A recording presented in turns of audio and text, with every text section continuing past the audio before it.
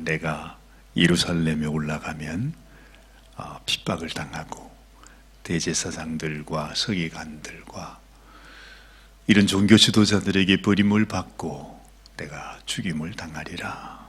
그리고 그 이후에 내가 3일 만에 다시 살아나리라. 누누이 그 말씀을 하셨습니다. 그렇지만 제자들에게는 그 말이 들리지 않았어요.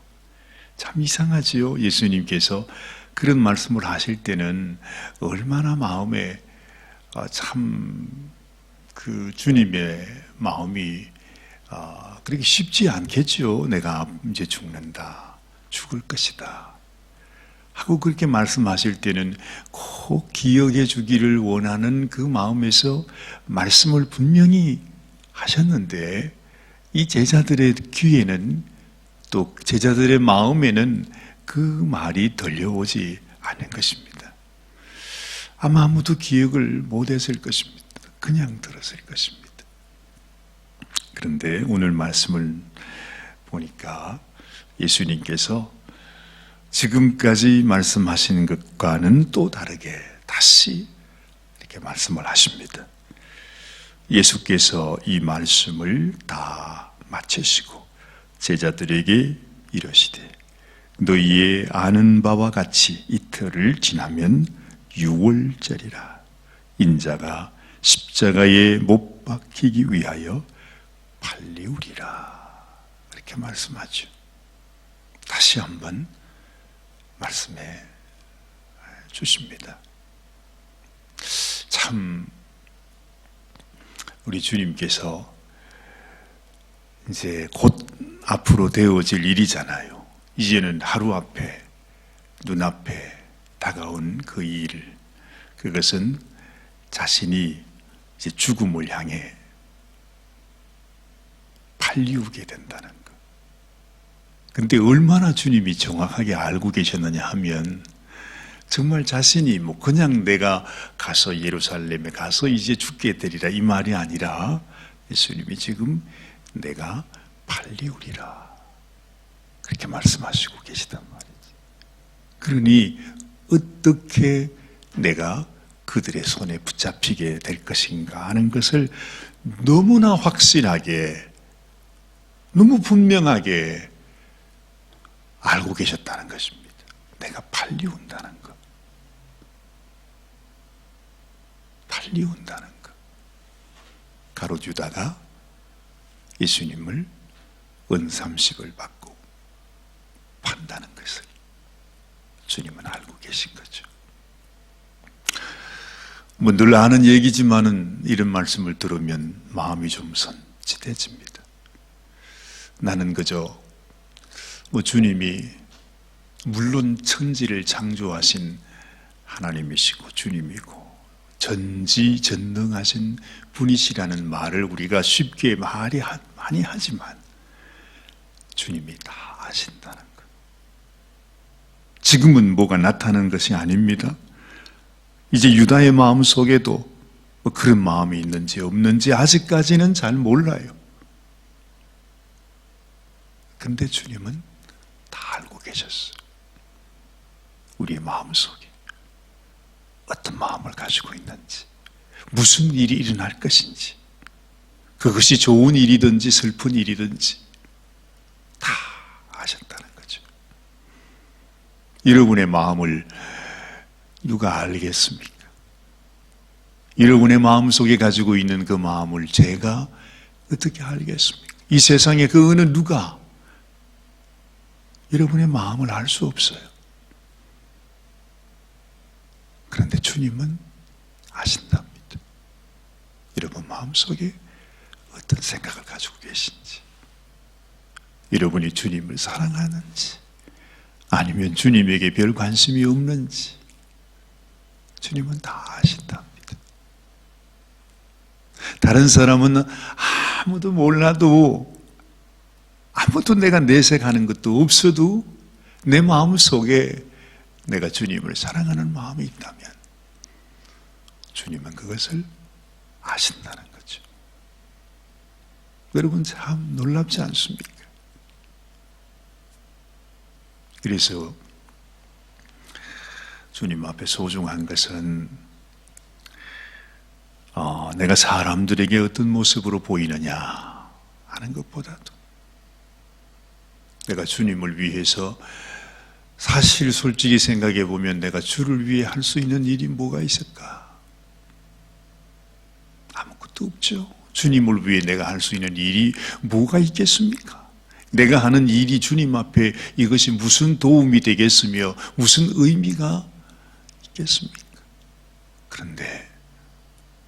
그런데요, 주님은 우리 마음속에 내가 아무것도 하는 일 없지만 그러나 내 마음속에 주님을 사랑하는 마음이 있다면 주님은 내 마음을 아신다는 것입니다. 그래서 내 마음속에 어떤 마음을 가지고 사느냐 하는 게 중요합니다. 사람들 보기에 참 저 사람 신앙 좋다, 대단하다 하는 그거보다도 내 마음속에 주님이 아시는 내 마음속에 주를 향한 마음이 있는 것, 주님은 아신다는 거죠. 그동안 우리가 마태복음 이 21장부터 25장까지 나오는 이 말씀은 이제 주님께서 마지막으로 제자들에게, 정말 마지막으로 제자들에게 하시고 싶은 모든 말씀을 하신 내용입니다. 그동안에도 많은 말씀을 하셨지만 그 말씀하고 지금 이제 주님이 죽음에 넘기우시는 바로 이 마지막에 이 제자들에게 남겨주신 이 말씀, 이 마태복음 21장부터 25장 바로 이 본문 바로 전까지 주님은 간절한 마음으로 제자들이 꼭 기억해 주었으면 하는 내용의 말씀을 마치 유언, 참으로 유언이지요. 그 유언의 말씀을 주님은 제자들에게 들려주었습니다. 그런 마음을 알고서 우리가 이 말씀을 보면 이 말씀이 얼마나 귀한지 몰라요. 특별히 지금 바로 전에 말이죠. 오늘 이 말씀대로 예수께서 이 말씀을 마치시고 그러면서 이 말씀이 시작하잖아요.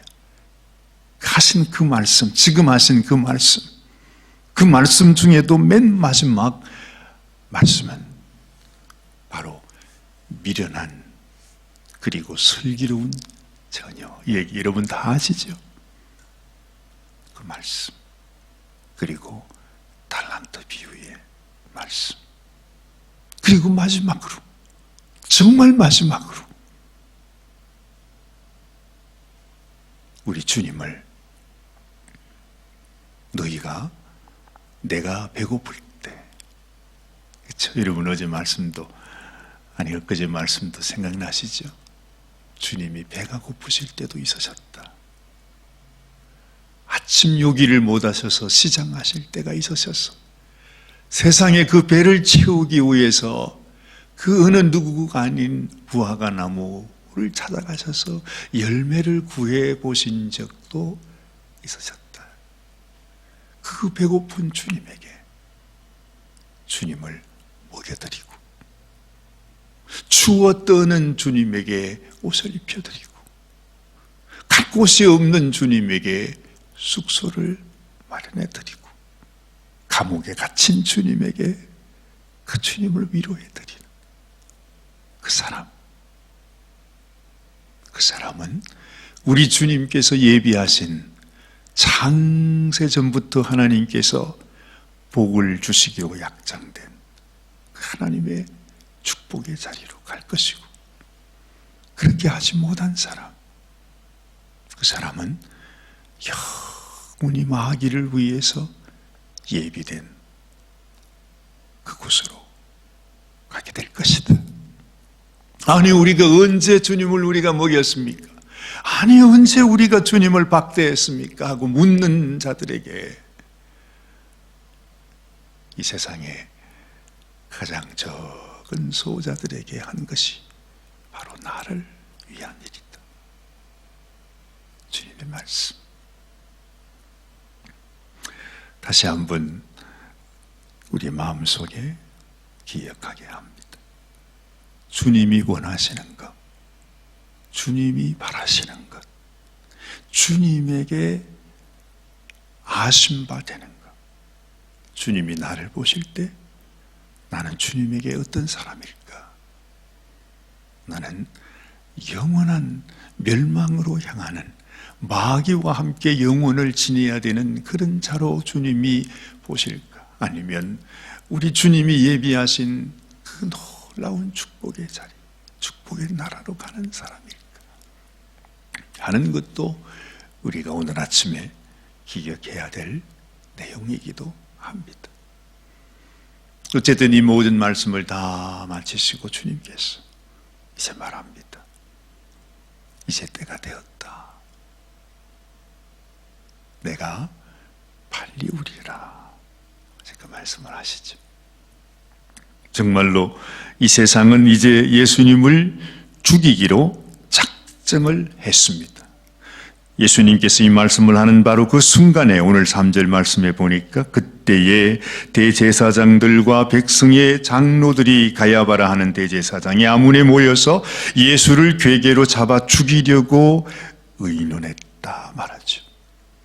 예수님께서 이제 죽음으로 가는 그것이 하나하나 이루어져 가고 있습니다. 마지막 순간이 다가옵니다. 정말 우리가 그 상황을 이렇게 생각하면서 이 말씀 속에서 하나님께서 우리에게 들려주시는 이 말씀을 묵상해 보면 참 놀라운 것은 말이죠. 이제 주님께서 우리에게 하실 말씀을 유언까지 다 남기셨어요. 그러면서 오늘 26장에서 예수님은 또다시 우리에게 너무나 귀한 한 교훈을 우리들에게 또한 들려주십니다. 이것은 예수님께서 말씀하신 내용이 아니라 실제로 그 마지막 순간에 벌어지게 되는 두 종류의 사람, 예수님은 이 말씀을 통해 우리들에게 또 말씀합니다. 여러분, 여기에 나타나는 마태복음 26장에서 어떤 사람이 등장합니까? 한 여인이 등장하죠. 여기서는 이름도 소개해 주지 않습니다. 그 여인이 누구인지 그건 중요한 것이 아닙니다. 밝혀주지 않으니까요. 한 여인이 등장을 합니다. 자, 오늘 6절 말씀을 보니까 예수께서 베다니 문둥이 시몬의 집에 계실 때, 아니 지금 세상은 예수님을 죽이려고 지금 작전을 짜고 있는데 그 순간에 예수님은 어디에 계셨다고요? 베다니 시몬 문둥이 집에. 이것이 우리에게 의미해 주는 바가 뭘까? 아마 주님께서 내가 영원히 같이 있고 싶은 사람, 내가 내 마음을, 내 사랑을, 나의 축복을 부어주고 싶은 사람, 그 사람이 누구인지를 우리 주님은 우리에게 은연중에 보여주고 계시는 거죠. 내가 누누이 말씀드렸습니다. 이 베단이라고 하는 곳은 가난하고 미천하고 연약하고 사람들에게 인정받지 못하는 그런 아주 그냥 미약한 사람들이 사는 조그만한 마을이셨습니다. 예수님은 마지막 순간을 끝까지, 아니 하나님의 집에서 철야를 하든지 거기서 밤을 지새우든지 뭘 그렇게 하시는 것이 오히려 하나님, 내가 이제 마지막으로 하나님께로 갑니다. 주여 이 성전을 새롭게 하옵소서. 뭐 그러면서 성전을 지켜야 되는 거 아니에요? 그런데 예수님께는 사실은 이 성전에 아무 소망이 없었습니다. 오히려 성전을 떠나서 베다니 문둥이 시몬의 집에서 그와 함께 식사를 하고 계셨다. 그래, 주님의 기쁨입니다. 여러분, 이 세상에 아무 소망이 없는 한 사람, 문둥이 시몬의 집에서, 그곳에서 맛있게 식사를 하고 계십니다. 참 놀랍죠. 예전에 저도 문둥이, 참 자꾸 이렇게 말하니까 그렇습니다만, 문둥이 환자들이 계시는 곳에 잠시 지내본 적이 있습니다. 왜냐하면 제가 잘 아는 한 목사님께서 그 문둥이 촌에서 그들과 함께 이제 교제하시고, 또 그곳에 가셔서 말씀을 전하시고, 또 거기에서 며칠 동안 거하기도 하시고, 그런 경우가 있었어요. 그럼 저도 이제 거기에 따라가서 거해 보기도 하는데, 우리는 생각할 때 뭐 문둥이라 그러면은 뭐 무슨 진짜 무슨 끔찍하게 생각하지만은, 그러나 사실은 이 문둥병이라고 하는 것이 그냥 전염되는 병이 아니잖아요. 그래서 이제 그분들이 주로 양계장 같은 걸 이렇게 하게 되면 이제 거기 가서 같이 식사도 하고 그렇죠. 근데 그분들이 얼마나 신앙이 좋은지 몰라요. 그래서 손은 뭐 이렇게 다 막 손가락이 다 끊어지고 막 그런 모습인데도 그냥 거기에서 손가락 한 개, 두 개 뭐 이렇게 가지고 있으면서 계란 프라이도 하고 삶아도 하시고 이래서 대접도 해주시고 그렇게 하거든요. 벌써 뭐 한 40년 가까이 전입니다. 그죠? 제가 어렸을 때니까 참 좋은 기억이 있어요.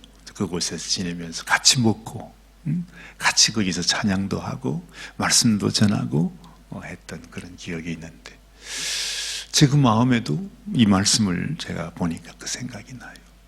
어찌 보면 이 세상 사람들에게 버림을 받고 아무 세상에서는 소망이 없는 분들, 그렇기 때문에 주님을 그토록 사랑하시는, 손가락도 없는데 이 주먹 같은 손을 가지고 이러면서 찬양하면서 말이죠, 그렇게 지내는 그 모습이 지금 제가 생각해도 그랬구나, 주님이 사랑했던 모습이 바로 이런 모습이었구나, 그게 생각이 나는 것입니다. 아마 예수님도 그랬을 것입니다. 예수님 식사할 때 같이 있었던 아마 거기 문둥병자들이 같이 있었겠죠. 그들은 식사를 하는데 손가락도 없어요. 그냥 뭐 어떻게 했을는지는 모르지만 그 사람들과 함께 식사하시는 그 예수님. 주님의 마지막 순간은 그렇게 지나가고 있었습니다. 그것이 주님의 기쁨이었습니다. 정말 주님이 원하시고 바라시는 오직 한 가지 소원이 있다면 바로 그들과 함께 식사하고 그들과 함께 서로 웃고 서로 교제하고 담소를 나누어 그렇게 지냈다. 그 어느 누구도 주님이 돌아가실 것이라는 아무도 생각하지 못했을 거예요. 주님은 그저 좋은 시간 갖기 원해서 즐겁게 그들과 함께, 그들은 얼마나 기쁘고 감사했겠습니까? 그죠? 예수님도 그들과 함께 그 귀한 시간을 갖고 있었습니다. 그런데 그때에 한 여인이 나타나지요. 여러분들이 너무나 잘 아는 말씀, 7절 말씀 보니 한 여자가 매우 귀한 향유한 옥합을 가지고 나와서 식사하시는 예수의 머리에 부으니, 누군지 모르지만 향유한 옥합, 그것이 얼마나 가치가 나는지, 얼마나 비싼 것인지, 그건 사실 여기서 그렇게 중요하지 않은 것 같아요. 주님께서 귀하게 보신 것은 이름 없는 그 한 여인의 주님을 사랑하는 마음. 주님을 사랑하기에 내가 그분을 위해서 드리는 것이, 이것이 얼마나 값이 나가는 것인지, 얼마나 귀한 것인지, 그건 아무 관계 없었어요. 그 여인의 온 마음을 다해서 내가 주님을 사랑합니다. 주님, 내가 당신께 나의 모든 것을 드립니다. 내가 주님을 위해서 나의 모든 것을 드리고 싶습니다. 왜 주님이 몰랐겠습니까? 다 아셨겠죠. 주님의 마음속에 얼마나 좋으셨겠는가? 얼마나 좋으셨겠는가? 예수님의 머리에 무슨 향긋한 향수를 부어줘가지고 좋은 것이 아니라 그 이름 없는 한 여인의 그 마음, 우리 주님이 그토록 원하고 사모했던 것, 정말 주님이 원하고 사모했던 것, 자신의 생명을 다 던지면서 하늘 영광 보좌를 다 뒤로 가고 이 죄로 가득 찬 세상까지 내려오실 때 그렇게 원하고 원했던 것은 진실로 예수님이 만나기를 원했던 그 신부를 만나는 것 아니었겠어요? 내가 바라고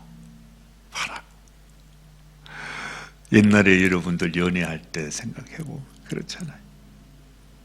참 내 사람이라 생각하면 그 여인을 향해서 그 여인이 어디에 있든지, 그 여인이 무엇을 하든지, 어떤 처지에 있든지 그 자기의 사랑하는 사람을 찾아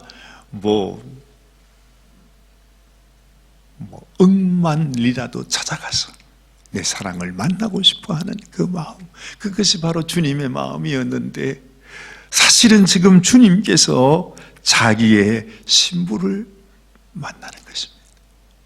네가 여기 있었구나. 네가 여기 있었구나. 이제 예수님은 이제 내일 모레면 죽으시는데 그토록 내가 찾고 그리고 원했던 나의 신부, 그 신부를 지금 만난 것입니다. 그 신부가 자기에게 그 향유를 부어줄 때 여러분, 그 주님의 마음이 어떠셨겠는가? 상상만 해도 우리 주님도 내가 내 사람을 만났으니까, 내 신부를 만났으니까 여러분 주님의 마음 어떻겠어요? 내가 너를 위해 나의 생명을 다 주리라. 우리 주님의 죽음 앞에 그 죽음이 조금도 두렵거나 아깝거나 그 죽음의 자리가 무섭지 않은 것은 내가 나의 사람, 나의 신부를 찾았기에, 그리고 그 신부가 나를 위해서 자신의 가장 소중한 것을 부어줬기에 예수님은 자신의 생명을 그 여인을 위해서, 자기 신부를 위해서 부어주는 것이 조금도 아깝지 않으셨다 하는 거죠. 아마도 우리 주님에게 가장 소중한 순간은 바로 이 순간이 아니었겠는가 싶어요. 그리고 이 한 여인은 지금도 주님을 사랑하는 바로 여러분들의 마음을 가리킨다는 것. 그리고 주님은 바로 이 한 여인의 모습이 여러분들의 모습이 되기를 원하신다는 거죠. 참 놀랍게도 우리 주님은 지금 너무너무 그냥 그 말로 표현할 수 없는 감격 속에서 이 순간을 주님께서 받아들이고 있는데, 난데없이 지금 뭐가 유리창이 와장창 끼어지는 것 같은 분위기를 확 그냥 깨버리는 소리가 나게 되죠. 그게 뭡니까? 오늘 8절 말씀. 제자들이 보고 분하여 가로되 무슨 의사로 이것을 흡의하느냐. 여러분, 예수님의 제자들입니다. 그래도 이 땅에서는 예수님과 가장 많은 시간을 함께 했던, 이 세상의 그 어느 누구보다도 예수님의 마음을 잘 안다고 자부할 수 있는 그 사람들이 예수님의 제자들이잖아요. 그런데 오늘 이렇게 말합니다. 제자들이 이것을 보고 분했답니다. 예수님은 너무너무 감격해 있는데 제자들은 아주 분이 나가지고 어쩔 줄을 모릅니다. 그러면서 하는 말이 무슨 의사로 그래요. 무슨 의사로. 그 의사가 아주 괘씸하다는 것입니다. 도대체 무슨 의도로, 무슨 뜻으로 이런 일을 행하느냐. 그러니까 예수님의 마음과 제자들의 마음은 완전히 다른 거죠. 예수님은 지금 이쪽을 보고 있는데 제자들은 전부 이쪽을 보고 있습니다. 제자들입니다. 우리 주님이 죽음을 말씀하시면서 그 마지막 순간에 제자들의 모습, 제자들의 마음은 예수님의 마음과 정말 극과 극일 정도로 전혀 주님의 마음과 합치되는 것이 없는 그들의 마음, 그것이 바로 제자들의 모습이었습니다. 참 어떨 때는 참 허망한 그런 생각을 갖게 돼요. 특별히 제가 목회자로 사니까 어찌 보면 참 형편없는 목회자이긴 하지만 그래도 명색이 목회자이잖아요. 그렇다면 뭔가 좀 예수님을 향하여 여러분보다는 조금 나은 점이 있어야 되잖아요. 그게 당연한 것 같은데 이렇게 꺼내놓고 이렇게 보니까 예수님을 닮은 그것이 아니라 전혀 예수님과 다른, 예수님이 원하지 않는 모습, 예수님이 정말 그렇게 해서는 안 된다고 하는 그 모습, 그것이 바로 저의 모습이라는 것이죠. 참 비참하죠. 근데 이것이 예수님 제자들의 모습이었습니다. 이게 무슨 말이냐 하면 지금 이 시대에도 주님을 사랑한다고 하는 우리 종교 지도자들, 그리고 주님을 사랑한다고 하는 많은 성도들이 오히려 그 모습을 자랑하는 그 모습들이 예수님하고는 전혀 관계없는 그 모습으로 우리가 살아가고 있음을 알게 된다는 것입니다. 예수님의 마음과 제자들의 마음은 그렇게 멀었습니다. 그래서 예수님 말합니다. 그 여인을 괴롭게 하지 마라. 그 여인은 나를 위해서 장사를 예비하는 것이다. 그렇죠?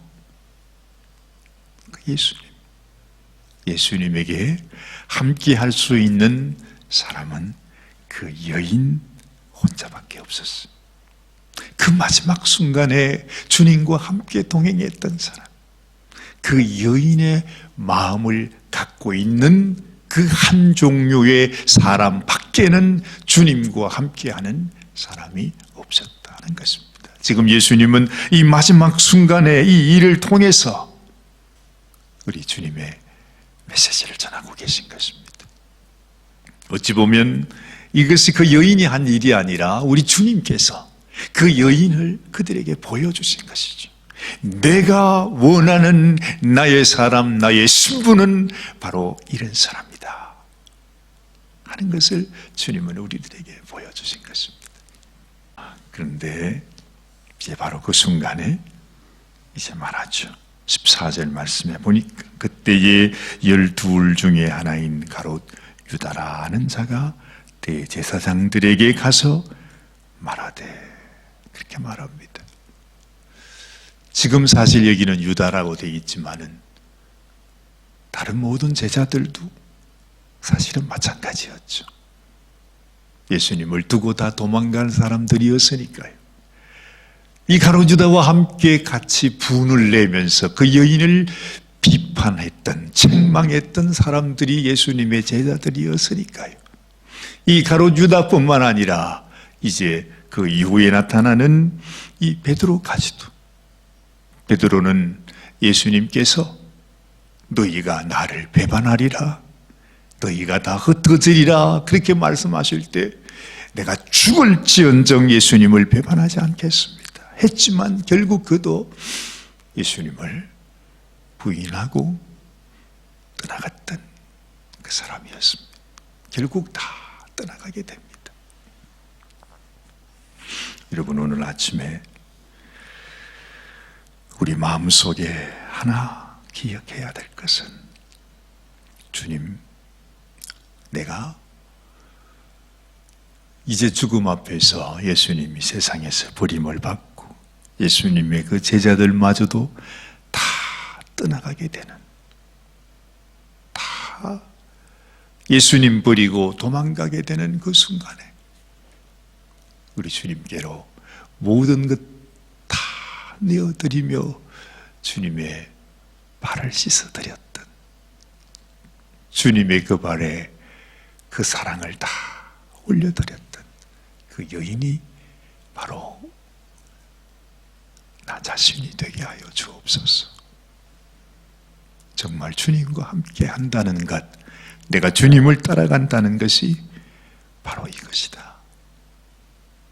이 세상에 어떤 직분일지라도 내가 예수님의 제자냐, 내가 예수님의 수제자냐, 내가 예수님과 함께 몇 년 동안을 동거동락했느냐, 내가 예수님께 어떤 말씀을 배웠느냐, 내가 예수님께 어떤 능력을 받았느냐, 어떤 은사를 받았느냐, 내가 예수님 앞에 뭐 어떤 추억이 있었느냐, 그 모든 것들이 아무것도 아니고, 내가 예수님을 한 번도 못 뵀지만, 예수님 말씀을 한 번도 듣지 못했지만, 예수님에게서 들려오는 그 소문만 듣고서도 저분이 내가 영원히 사모해야 될 분이구나 한 마음을 갖고 주님 앞에 나가는 그 여인을 주님은 아셨다는 것, 오늘 아침에 꼭 기억하십시다.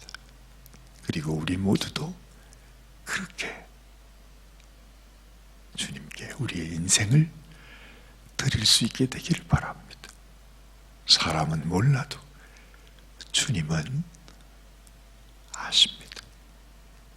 기도하십시다. 하나님 아버지,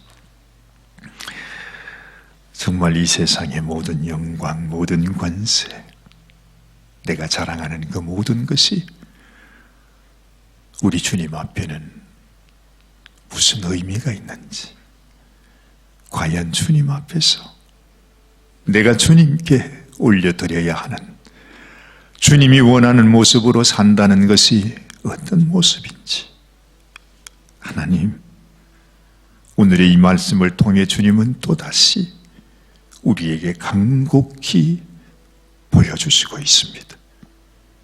하나님, 진실로 주님이 아는 사람, 주님이 인정해 주는 사람, 주님이 받아주는 사람, 주님이 사랑해 주는 사람, 주님의 그 사랑을 알고 주님 앞에 우리의 사랑을 드리고 진실로 주님과 함께 동행하는 그런 인생이 되기를 원합니다.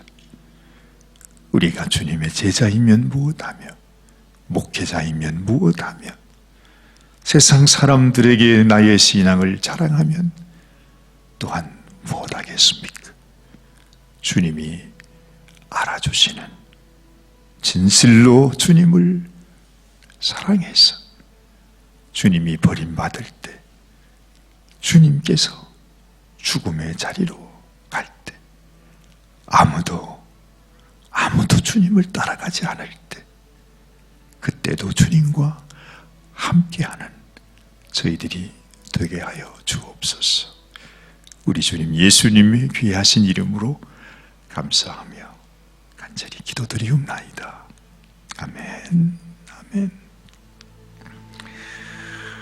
오늘도 주님과 함께 동행하는 귀한 날 되시기 바랍니다.